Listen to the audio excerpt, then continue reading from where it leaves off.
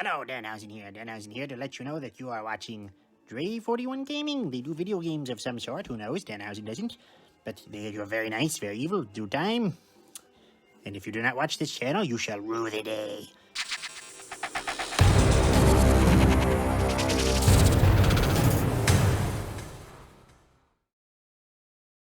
What's up, y'all? It is your boy Dre41, and welcome to another episode of the Let's Talk podcast. On this episode today, I have wrestling game developer Steve on the show here. What's going on, man?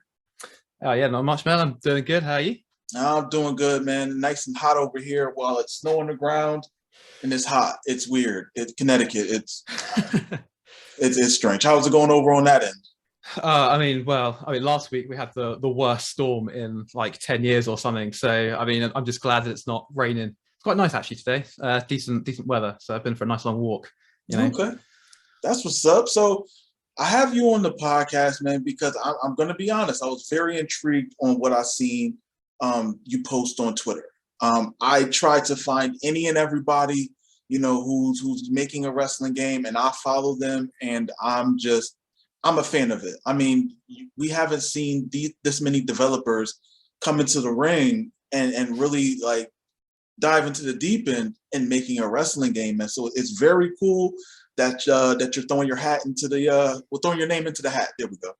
Yeah. It's crazy, isn't it? Like you see not just my stuff, but you've got like the Ultraviolet stuff. You've got the Wrestling Code, obviously 2K games as well. There's just so much. And I remember myself being so frustrated, like, even 2-3 years ago, like, where are all the wrestling games? There's just none. It was always felt like a market that you could put more stuff into. Right. Just as such a wrestling games fan myself, it's just frustrating that, and now it's just like kind of gone almost full circle in a couple of years. It's like now there's so much going on. That's true. And the best part is that like all these games are different as well. Like everything's got its own thing going on, from like super casual stuff to super in-depth sim stuff. Like there's like a Joshi game that I saw happening as well. Like there's all sorts of really cool stuff happening. It's really cool. Yeah, I mean, for me, from the outside looking in, man, it definitely brings me back to my youth. Like, even how we had, the WWE games, but we also had WCW, we also had ECW. Then we also had like those, those westernized New Japan games that came over and were super generic, like Power Move Pro Wrestling, It's like you had to figure out who you're using based on the moves they use, So it's really cool that a lot of people have decided to, really make a independent wrestling game. But let's rewind back a bit. Back when, you were a child, were you a fan of professional wrestling? Oh yeah, I've been a fan of pro wrestling basically my whole life. Like my older brother is like 7 years older than me, and I'm coming on to 30 now. So like back when I was a kid, it was the middle of the Attitude Era. So my brother, who was like 15 at the time, would have been watching that. Like that, he was like the core audience at that time. So right. There was no way I wasn't going to be watching it if my brother was watching it week in, week out. Like I can't remember a time in my life where I've not been a wrestling fan. It's great. Okay, and what attracted you to it? Or what? As a kid, I think it's just the colorful characters. But as you got older, what kept you interested in the product? I mean, because it was some rough times in the early 2000s. Oh yeah, of course. So, I like probably most wrestling fans have dipped in and out here and there. So what kind of, obviously, right in the Attitude Era, you don't need to say what kept you interested then. You've got so much charisma and so much like great stuff happen, whatever. I probably did drop out a little bit after like the real boom of the Attitude Era, like early 2000s. I didn't really watch too much. One thing that I really did always enjoy, like as I started getting a bit older, was like the super technical sort of wrestling. I got really into Ring of Honor and early Impact stuff, like the X Division stuff was always my favorite. That's kind of that's always been my favorite bit about wrestling, is like the super technical stuff. And that's why now I'm probably watching more regularly than I ever have done ever, because AEW is now presenting like a really high polished version of this, and it's like, yeah, this is great, give me more of this. Do you feel that, and I ask people this a lot of the times in regards to AEW, do you feel like it's a more polished pro wrestling guerrilla. Yeah, definitely. I think that's a really good way of saying it. You know, it's I like the way I've always thought of it is Ring of Honor, but with more people, more eyes on the product. You know, which again I would say is just a more polished pro PWG. So that's yeah, definitely. I'm a big PWG fan as well. So yeah, I mean, for me, I really do like AEW, and I think it really brought more eyes into the product of professional wrestling. Where WWE, it's that PG thing. It just sometimes you just like I can miss an episode. I can miss it this week. And with AEW, you feel like what I'm excited to see what they have going on because they are so counterculture to WWE. I think that's the reason why they're so successful. Yeah, that's probably a big part of it as well. Yeah, I'm a big fan of like punk rock music and stuff like that. I'm very into like all sorts of alternative sort of stuff. And so I bet like a big part of the AEW fan base is fans because it isn't the mainstream, which admittedly I am as well. So yeah, like as you say with WWE as well, I don't want to crap on them too much. There's lots of people who enjoy that. And that's fine. But I watched the Royal Rumble whenever it was a couple of weeks ago, and it was the first WWE thing. It was rough. Yeah. Oh god, it was terrible. I haven't watched since, but it was the first WWE event that I'd watched in about 6 months. Like before SummerSlam was the last time I watched anything, and it was like I don't think I've missed anything at all. Like everything is the same. Nothing's changed, and AEW doesn't feel like that at all, which is why I do think it's probably the best wrestling fans product going around at the moment. It's true, definitely. And even going back to when you were a child, and enjoying the boom of the Attitude Era and the Monday Night War. Matter of fact, were you watching WCW too? No, I didn't. Okay. I've only ever watched, as a kid, I only ever watched WWF at the time, I guess. Okay. So in regards to, being a child and watching wrestling, were you playing the wrestling games? Oh yeah, of course. So like, as I said, like I've gone in and out of watching wrestling. I've never gone in and out of playing the games. Like, I've always played the games. Like every game up to like 2K15, I'd played to death, and then since then I kind of, obviously being an adult, you play these games less and less or whatever. But before then, like even when I wasn't watching wrestling, I was still playing the games. SmackDown 2 on the PlayStation 1. Probably one of my favorite games of all time. Such a good game. It's just something about that gameplay and the arcade style that I really enjoy. And that game probably is part of the reason why I love video games now as well. It really got me into it from a young age, and wasn't going to stop from there. So what's your top 3 wrestling games that you can say? Oh, I have no idea. Okay. I mean, that would probably change week to week. I can give you a list now. It would probably be like some amalgamation of SmackDown 2, Shut Your Mouth, and probably one of the Fire Pro games, probably World, the new one. I say the new one, it's probably 4 or 5 years old by now, but right. just for a little bit of difference in there, I think there's a whole bunch of underrated wrestling games. I really like the TNA game. I know a lot of people don't. Wow. Yeah, I know. It's always kind of a bit of a controversial opinion, but something about the gameplay about that game, it just feels really fluid and really nice. And I think like if they had more iterations of that game, it would probably been a really good game. I could agree with that. Yeah, like as a first game, it's kind of a bit rough around the edges, especially that story mode, which is awful. But but the actual gameplay itself, I think, is really fun. So. Were you into the Aki wrestling games? Not as much. I was a PlayStation kid growing up, so I never really had that nostalgia for it. Whenever I went over to a friend's house to play an N64 game, it was always GoldenEye or something along those lines. So I don't really have the nostalgia for it. And ever trying to get back into it, I've always had a hard time with the controls because it always feels a bit clunky to me how like one of the arrow buttons is run and stuff like that, and it always just gets a bit confusing in my head. So that's kind of always stopped me. I've played No Mercy a fair amount. Even like the Def Jam games, I played a little bit afterwards, which is obviously on the same engine as the No Mercy or Aki games or whatever. But yeah, I've never been majorly into those ones, and I think that's just a nostalgia thing, really. Like, I find it a hard time to get into it because I wasn't into it as a kid, Right. So getting past that, and as you get older, when what age were you when you decided, you know what, I want to try to possibly make a wrestling game, and what motivated you to do that? I've always been like a bit of a complete nerd, really. Like, so when I was younger, I think 13, 14, I started modding games a lot. It started out with stuff like just SmackDown 2 as a good example. I modded FIFA a little bit, just like a whole bunch, all the games I used to play a lot, I would just mod. And obviously a big online community for all of that. And I kind of got into that really big. And I was like, a lot of my time online was based on modding stuff and, you know, just these sorts of communities. So from there, I always felt that like there's a lot of stuff that you can't do, but you'd really love to see in a wrestling game. Right. And when you're modding, you obviously get a good idea for like the technical aspects of making games and stuff like that. So it kind of became a thing over time that I just wanted to do more with these wrestling games. And it was like, well, if these other companies aren't going to do it, why don't I just do it myself, you know?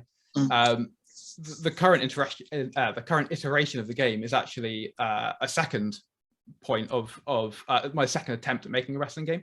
Okay. The first one I started after being on a modding site for the Matt Dickey Wrestling Empire games. Yep. We were going to build a game together on that, and that kind of just fizzled out as the site died off. But I carried on working it in my spare time, and then I kind of didn't like it too much, so I ditched the project. And then during late 2019, me and my partner were traveling through New Zealand. And we basically had no jobs. We were just kind of exploring the whole country.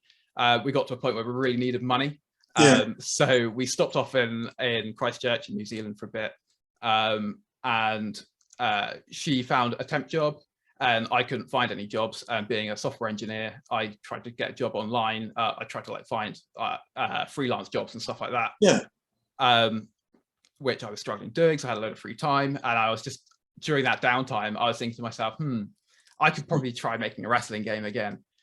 So it just kind of snowballed from there, really. I kind of started throwing stuff together, seeing what stuck and what didn't. And I started thinking, well, what would make a wrestling game different? I don't just want to make a clone of the WWE games. I don't want to do a No Mercy clone. I don't want to do a whatever.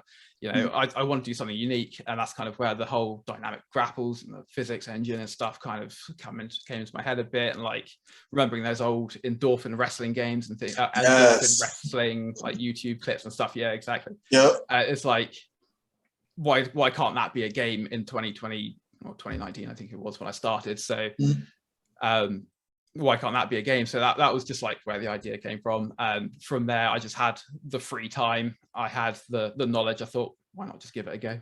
Yeah. So what do you think is missing from current day wrestling games? Well, I'm a lot more of a fan of the arcade style. I tried playing 2K19. I've played it a fair amount. I just think it's quite slow. In fact, I think it's way too slow for me to really enjoy it properly. And that's what I think like the main thing missing, because I've played a lot of Fire Pro, and that is a more arcadey sort of game, just through the way the game's played. You know, it's a lot faster. It's you've got these big 2.99s flashing around all over the place, and you just don't get that in the 2K games. And where there's no like yearly release cycle for Fire Pro or anything along those lines, that's what I think is like the real missing component, is that arcadey sort of influence that's going on, you know. Okay. And so with this game that you're currently developing, what if there is one, what, and arcade being your base, how in depth would the gameplay be if you would have to compare it to an already made wrestling game? Well, so the gameplay itself is kind of it's dynamic. So one thing that I think is really missing from the 2K games or any wrestling game, like I don't think a single wrestling game's ever done this before. is that every wrestler sells every move the same. True. Which is not something you see in real wrestling. Like, you watch a Stone Cold Stunner and you look at who sells it. Vince McMahon sells it. You watch Scott Hall sell it. You watch whoever sell it. They're all going to sell it completely differently, or variations of the same thing. And that's what is really a big thing that's missing, I think, from pro wrestling games. You don't have that idea of certain people reacting certain ways to things. And that's kind of where my gameplay really differs from other games. And that's where it kind of, I don't think I could ever make anything as in depth as a 2K game, because I'm one man, I'm doing this on my own, there's still a lot of stuff that I just won't have time to do. If I could build something like 2K games, but it'd probably take me about 20 years to make on my own, that's kind of the main thing. I want to kind of bring this core idea of the gameplay being dynamic and changing throughout the game. So, you can tell how much stamina you've lost just by how your character's walking around the ring and stuff. You can tell that you're fighting a lighter guy because you can throw them with a beal much further across the ring. That sort of thing is what I think's really missing, and that's like where my gameplay is going to differ. So where it won't be as in depth, it should be more dynamic, more replayable, and more, I guess, engaging. I think it would be anyway. Okay, so I mean, going into it and designing the characters, because that's another thing that stood out to me in regards to what you see on the screen. Does some of your character have real life inspiration? They don't actually. Well, not really. So the early characters that I had were all just pre-made characters. Every character that you've seen that I've shared on like Twitter or whatever, they're all built from the same character creator. There's no predefined meshes that I've made. It's just build it with the character creator, then watch it in the game.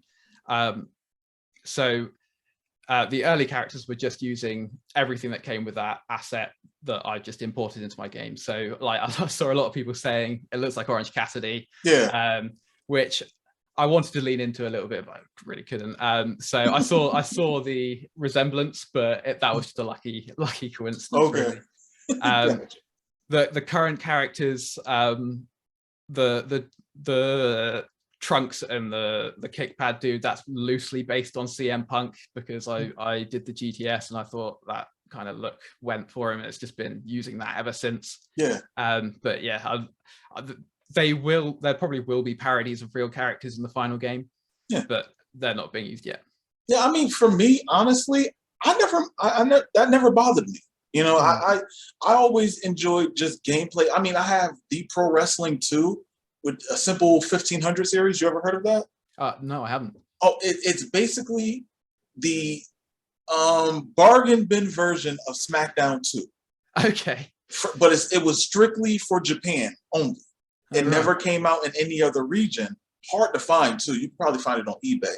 But literally, it's wrestlers that's just generic, and some of them you could tell who they're like made off of, and it's just fun gameplay, arcade style, like what you said you like. Also with the game, going over some of the footage that I did see, a lot of weaponry being utilized in there too. So safe to assume you're a fan of hardcore wrestling? I am, to a point. I think when it gets past a certain level, it gets too much for me. Right. I'm a fan of the Attitude Era, the TLC matches and whatever, like hardcore matches and stuff. I do have an appreciation for that. I'm a bit of a squeamish person. I don't like too much blood. Right. So I don't think it'll ever be like an over-the-top hardcore game, and there's already someone making a very good looking deathmatch game, so I don't really need to touch on that. But yeah, I mean, there will be a lot of hardcore elements to it. I generally do lean towards sharing those sorts of images online, just because they do better for me on Twitter than just a clothesline or whatever. But yeah. So do you have in your mind already a set amount of playable characters for the game? No, like as I said, everything is based on the character creator. There's going to be like a few parodies that I'll just put together with the character creator that kind of show off the best way of using the game. Like that'll probably be like generic big man, generic small man, but that'll probably just be like something I think about way off down the line when I'm close to release. It'll probably mostly be dependent on like the character creator itself having everyone who plays the game make their own roster really, and some sort of online database where you can download other characters, I'm sure. Okay, so I guess we already have some new information that you want to have a create a wrestler feature for the game then. Oh, that's what I mean with the character creator. Yeah, that's literally the everything in the game already is built with a create a wrestler function that already exists in the game. Yeah. Cool. Okay. Now, are there, as far as game modes go, and I know this is really early in development, but do you have a set amount of matches that you want to have in the game? Modes? When it comes to matches, what I really like is like the Smash Bros style way of defining the way that you do a match, where you have a list of features and you say, yes, I want to win like this. Yes, I don't want to win like this. So essentially a match creator, and then have that be the base of all matches in the game. That way I don't have to program a one-on-one match and a tag team match and a hardcore match one-on-one and whatever. So what I want to do is just kind of open up a whole lot of rules and just let people go crazy and create their own match from that. So there'll be standard kind of features like obviously one-on-ones and stuff will be in there. Table matches will be in there. A cage match will be in there.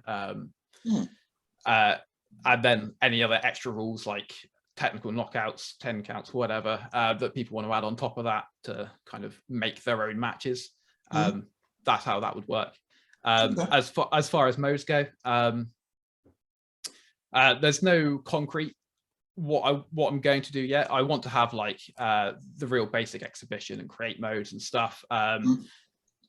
I'm quite lazy when it comes to making assets. That's why I like to have the character creator, the creator wrestler in there. I'd also would very much like to have a creator arena and that sort of stuff. Just because it means that I don't have to make as much myself. It means that, fans can make it and stuff, and there can be an online database that people can download stuff from, and it means I get away with having generic stuff as well. And then hopefully I can get like a career mode in there, or there'll definitely be some sort of career mode in there. The main goal would be to have like a single wrestler career mode, as well as a universe style mode where you can kind of hybrid book stuff as well. My favorite story mode in a wrestling game is also SmackDown 2, because it's infinite and there's these dynamic storylines. If I can get something like that working, that's kind of the dream really. But then with also a sandbox mode, which is essentially the SmackDown 2, but you can control everything. Okay. All right. So, and developing this game, what have you stumbled across where you were just like, wow, this is a very difficult aspect of development? What was that? I mean, pretty much everything. So, because of the way that like the physics work, one issue that has been plaguing me since the start of the game is just when someone gets caught on something. I shared a GIF a couple of weeks ago of the Beal, and I throw one of the characters throws someone into the turnbuckle. People getting their legs caught around the top rope and stuff because of the physics, so they're just kind of hanging there in this weird state that like no one would actually ever be in. Those sorts of issues with the physics are the biggest kind of hurdles with this game, definitely by a long shot. But as a single developer for a massive game, so much of this is just kind of like not one problem after the other, but every problem just takes longer to solve. Do you find yourself giving yourself a timetable in regards to, okay, well, this month I'm going to just work on this month I'm going to work on that, or is it as you feel inspired you work on what you see fit? A bit of both, really. So I do have a current goal of getting some sort of playable demo release that people can start messing around with and stuff. So that's kind of my overall goal. But if I see something that I just think is cool or whatever, or I have an idea of, you know, a more optimized way of doing something, you know, if I come up with a better idea of doing something or a new idea, I'm happy to just work on whatever I need to, or, you know, whatever I feel like. But that there is always like okay, I've got to get this done this week, or I really need to get this done by the end of the month, you know. Yeah. Also with, you know, development, you know, and I think some developers, especially independent developers, come through certain situations where, you know, funding could possibly be utilized. Have you thought of that and you know, looked into that possibly? Yeah, I have. I tend not to want to do it just because taking on funding then takes on a lot of like responsibility. It stops it from being like the hobby part-time project I'm doing now to something that people have actually given me money for. Like they've it just kind of has these connotations that I would be more forced to work on it than I am now. Yeah. And in the future, whether the game would be ever, I mean, I don't plan on ever stopping development, but if I did stop development and I didn't release anything, I'd be like, well, I've got all this money that I've taken for it, what do I do now? Or I release it and it's crap, you know, and then people give me money for it, I'm just going to feel terrible. So like I eventually I will be doing like an early access thing and either charging people then or whatever, which will probably be my main source of funding for it.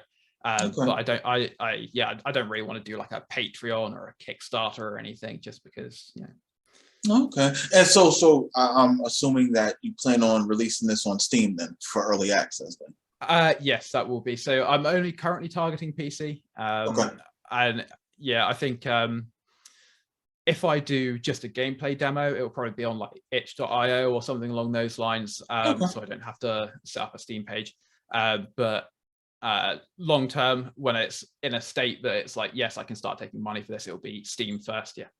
Okay. So in a perfect world, and let's say you're able, I mean, to just put in all the hours you want to in this game, what is in your idea in regards to a developer, and then looking from the outside looking in, your perfect wrestling game?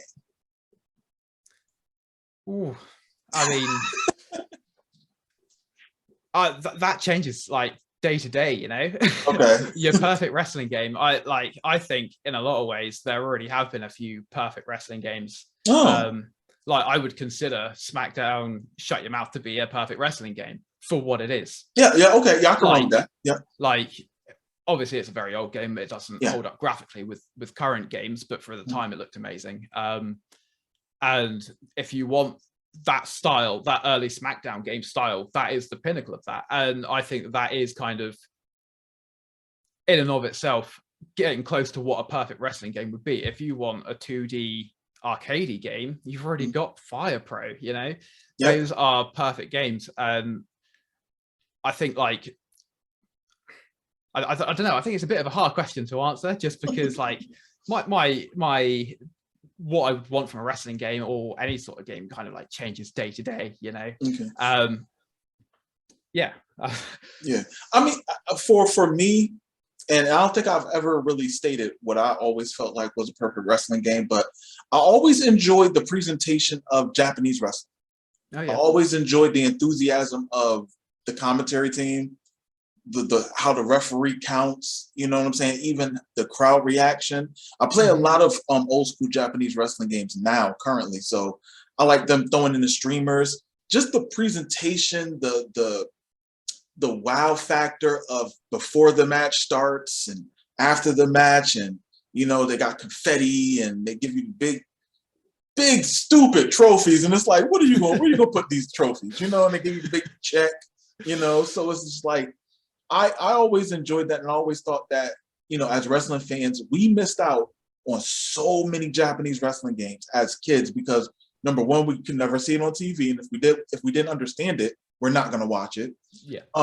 Most of the time, and it's just like that was something that I feel like it with the graphics that we have now and the abilities that can be done on these newer gen systems. we need a really legitimate Japanese wrestling game that captures the spirit of strong style and King's Road, things like that. So I think presentation for me was always the biggest thing with wrestling games. I would say SmackDown definitely had that as far as presentation goes. Cut scenes, animations. You can 5 different people can play through the story mode, and 5 different things will happen. At the beginning, you got your draft, but once you get done with that, something else could pop up based on who you use. So I always enjoy presentation and just the I want to say how the branching storylines. That's something that I always enjoy. Of course, gameplay, because gameplay is number one when it comes to wrestling games. But getting back to your game, and we spoke about this earlier, that you don't have a name that you're going to release yet. No. Do you happen to have any plans on when possibly? I mean, as soon as possible, really. I've had the artwork sat on my computer for probably about 6 months at this point. Okay. So, I'm a musician as well. So the thing that's actually holding me back at the moment is that I've written a song for it. I just haven't recorded it properly. Okay. It's nothing crazy complicated. I could probably replace it with something else, but that's kind of what's stopping me just right now. So I've got a whole bunch of footage recorded for it already. I did think a couple of weeks ago that there's probably some better footage I can replace some of it in for here and there. But as soon as this trailer's ready, which I'm kind of planning for the end of March, but don't hold me to that because this is a hobby project. But it's around that sort of time, I think. Okay, and also with you being a musician, sound is always important, right? So talk to me a bit about sounds, music, crowd, entrance themes, things like that you want to have in the game. How are you implementing that? How is that process going? So when it comes to sound, that is probably one of the, for me, hardest things to get done. A lot of indie developers will use sound packs from the internet and stuff. They'll buy stuff, they'll find free assets and stuff. Wrestling is a very niche sort of thing, and a lot of the noise, just something as simple as a man hitting the canvas or whatever, that's a noise that you're not going to find in the library anywhere. Which makes it really tricky to do this sort of stuff. There's obviously some sound in my game already, but I've not really gone too far into it just because I can't source the assets properly yet. So that sort of side of things is going to happen at a later date at the moment. Okay.